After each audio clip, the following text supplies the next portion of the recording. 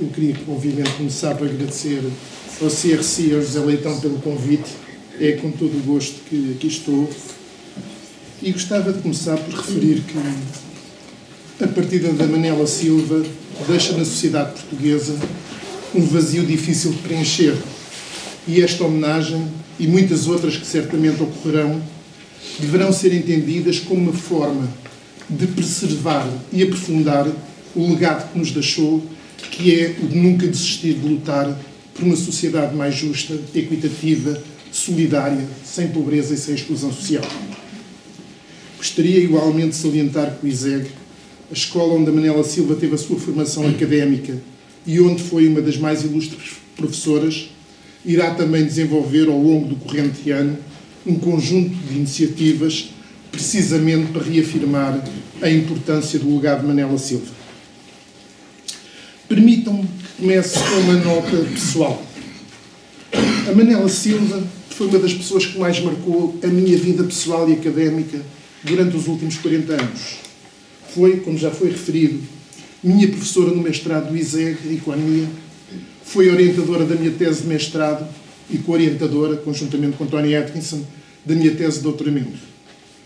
Tive o privilégio de trabalhar com ela no CISEP, no CRC, no Grupo Economia e Sociedade e em múltiplas atividades do ISEG.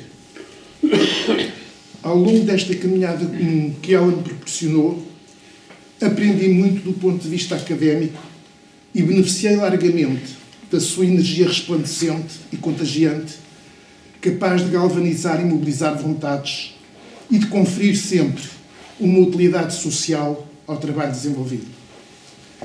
Mas, acima de tudo, aprendi com ela uma visão profundamente humanista da sociedade e do mundo, em que a atividade humana somente ganha o seu verdadeiro sentido se traduzir num serviço à comunidade em que estamos inseridos e, em particular, aos seus elementos mais desfavorecidos. Com a partida da Manela Silva, eu poderia dizer que, em termos académicos e pessoais, perdi um mestre. Mas isso era dizer muito pouco. Acima de tudo, perdi uma amiga sempre presente, alguém que nas pequenas e grandes questões constituía sempre uma luz esclarecida quanto ao caminho a trilhar e às formas de o percorrer. Fica-nos os seus ensinamentos, a memória do seu amor à vida e ao próximo. Pediram-me que falasse do contributo da Manela Silva como economista na defesa de uma economia preocupada com a satisfação das necessidades básicas e sobre a ação que levou a que fosse considerada o rosto português do combate à pobreza. Era o que estava no cartaz do CRC. Uma primeira dificuldade consiste em tentar segmentar uma das vertentes da atuação do trabalho de Manela Silva. As várias facetas que conhecemos de Manela Silva não são separáveis. A economista brilhante que sempre foi, a cidadã ativamente empenhada numa sociedade mais justa, a sua reflexão e participação no seio da Igreja Católica. Utilizando as palavras felizes de Manuel Brandão Alves no blog Areia dos Dias, tentar fazer uma leitura do papel desempenhado pela Manela Silva na sociedade implica entender a sua vida e a sua obra como, passo a citar, um olhar inteiro e justo e solidário sobre a terra inteira. É esta visão integrada do homem e da mulher na sociedade que sempre presidiu à forma que assumia também no seu papel de economista. Manela Silva foi a primeira portuguesa licenciada em Economia pelo ISEF, com GISEG, tendo concluído o seu curso em 54. Ao longo da sua vida, desempenhou diversos cargos na administração pública. Foi diretor do Gabinete de Estudos Sociais do Ministério da Saúde, diretor do Serviço de Estudos e Contabilidade Nacional do INE, presidente do Instituto de Tecnologia Educativa, secretária de Estado para o Planeamento do primeiro Governo Constitucional e integrou diferentes grupos de peritos no âmbito da União Europeia, do Conselho da Europa e da OIT. Foi professora do ISEG entre 70 e 91, onde lecionou as cadeiras de Planeamento, de Política Económica e de Política Social. Desempenhou igualmente funções docentes no Instituto Superior de Serviço Social de Lisboa no Instituto Superior de Sociologia e Gestão de Évora, no Instituto Nacional de Administração, onde lecionou várias cadeiras. No ISEG, desempenhou as funções de Presidente do Conselho Diretivo e do Conselho Pedagógico.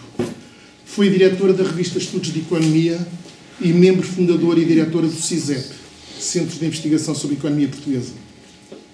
Seria exaustivo, e fora do âmbito desta apresentação, destacar os múltiplos aspectos inovadores em que a intervenção da Manela Silva foi introduzindo nos diferentes organismos por onde passou e lecionou.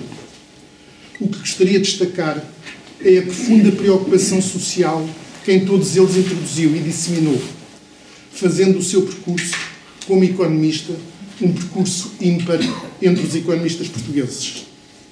Esta preocupação social já estava presente nos primeiros artigos que publicou, ainda na segunda metade dos anos 50 do século passado, em que a temática dos salários e da sua justa determinação surge claramente vincada. Na década de 60 e princípios de 70, Manela Silva foi pioneira no estudo do desenvolvimento comunitário em Portugal, promoveu a criação e chefiou o Serviço de Promoção Social Comunitário no Instituto de Assistência à Família e desenvolveu diversos projetos de desenvolvimento comunitário ao longo do país. Coordenou igualmente os primeiros estudos científicos sobre a pobreza realizados em Portugal nos anos 80, muitos deles em colaboração com Alfredo Bruta Costa e outros investigadores. Mas foi também pioneira nos estudos sobre desigualdade da repartição do rendimento, bem como das questões de igualdade de género. Manela Silva teve também, quer como académica, quer no âmbito da sua atividade cívica, uma importância muito expressiva na afirmação da necessidade de repensar as questões do desenvolvimento económico, social e ambiental e da necessidade do planeamento como resposta aos desafios do desenvolvimento. Recorde-se, por exemplo, a importância da tentativa de delinear uma estratégia de desenvolvimento segundo as necessidades básicas, ensaiada no princípio dos anos 80, na altura, com bastante apoio da OIT. Bom, poderia continuar com este enumerar das diferentes vertentes em que o contributo da Manela Silva foi extremamente relevante para a política económica e social em Portugal. Parece, no entanto, mais relevante deixar algumas reflexões finais sobre o que me parece ser algumas das propostas da Manela Silva que continuam muito pertinentes para a realidade portuguesa. Em primeiro lugar, gostava de voltar ao desafio que me colocaram de analisar o papel da Manela Silva como o rosto do combate à pobreza em Portugal. Este foi um dos mais importantes legados de Manela Silva, esta forma de olhar para os problemas da pobreza. Para ele, as questões da pobreza não podem ser analisadas como um problema exclusivo da população pobre e resolúvel exclusivamente com políticas dirigidas aos pobres. A erradicação da pobreza e da exclusão social pressupõe uma alteração profunda do modo de produção e redistribuição da riqueza, pressupõe questionar o modelo de crescimento e de desenvolvimento do conjunto da sociedade. Relembro que Manela Silva e outros tiveram uma intervenção muito ativa na campanha que conduziu a que, em julho de 2008, a Assembleia da República aprovasse por unanimidade, muito fácil aprovar algumas coisas por unanimidade, um projeto de resolução que recomendava ao Governo declarar solenemente que a pobreza conduz à violação dos direitos humanos. Infelizmente, essa aprovação não se traduziu em medidas concretas e em resultados conducentes à erradicação da pobreza. Um segundo aspecto prende-se com a necessidade de questionar a forma como medimos a pobreza.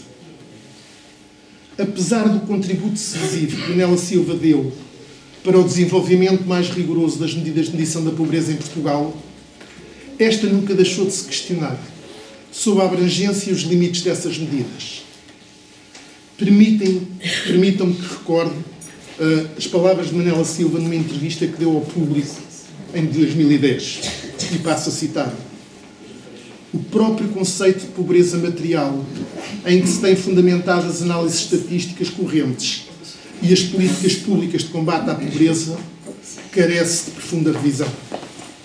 Se é certo que o baixo nível de rendimento monetário das pessoas e famílias é a condição de pobreza, não é menos verdade que não é suficiente, ainda que indispensável em certas situações. Aumentar o montante dos subsídios por si só não vai resolver o problema dos pobres, a capacidade de poderem aceder a direitos fundamentais como o trabalho, a saúde, a educação, cultura, segurança, participação e cidadania, e determinarem livremente as suas opções de futuro. Fim de citação. Um último aspecto que gostaria de colocar prende-se com o papel dos economistas e com a sua formação. A forma de olhar para o ensino de economia nas nossas faculdades nos anos mais recentes constituía uma profunda preocupação de Manela Silva. Os enviesamentos na formação dos economistas, a generalização do modelo único que concebe a economia como algo separado das restantes ciências sociais e em grande medida desligado das questões sociais, constituía, na sua opinião, um fator de empobrecimento do papel do economista e da sua capacidade de intervir de forma sustentável e inclusiva na própria sociedade. Felizmente, o exemplo da Manela Silva deixou escola em Portugal.